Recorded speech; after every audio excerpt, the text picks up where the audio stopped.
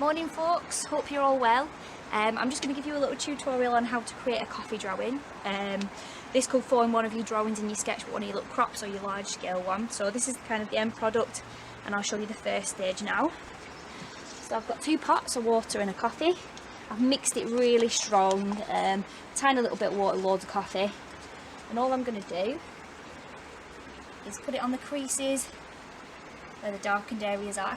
It's dribbling, but I quite like the dribbles, so leave the dribbles on. And just use the water, sort of move it and get some highlights. So it is quite a messy process. You probably want to put something down. Prop your sketchbook against something.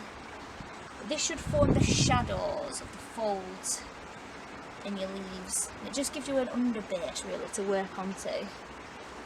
So any bits that you want to look a bit lighter, just use your water and let it sort of bleed out. So you can see on the left hand side one, I've also done some negative space. So you want to think about, kind of getting a bit of wash in the negative space as well, not just in the creases and folds. And if you want some areas darker, you want to let these dry a little bit, and then like watercolour, just work back into it afterwards. So building these little areas up like this.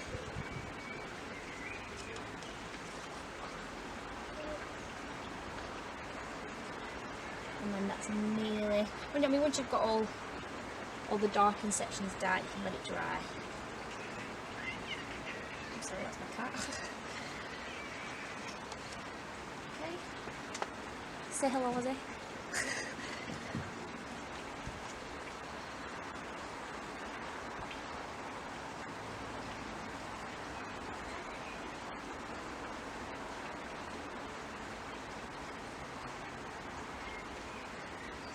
And that's nearly done. It's a quick little brush, you're not looking for perfection. Okay?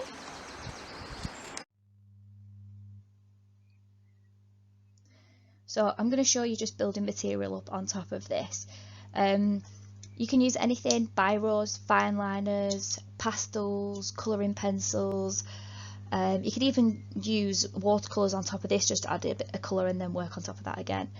I'm using black colouring pencil here just because it gives you a really lovely contrast. You can get some really good depth with it.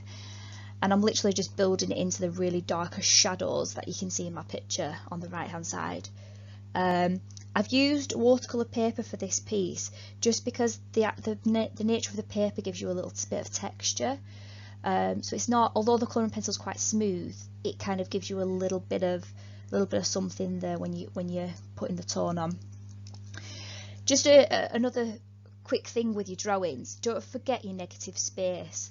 We often find students have floating heads and things that are completely detached from the background, so just quickly give yourself a little bit of cross-hatched horizontal and vertical lines around your object, and it'll just situate on the page. It doesn't have to be really solid, and just fade it out a little bit, and it makes the piece look more completed. So this is actually quite a quick sample to do. Mainly because there's a lot of negative space in it.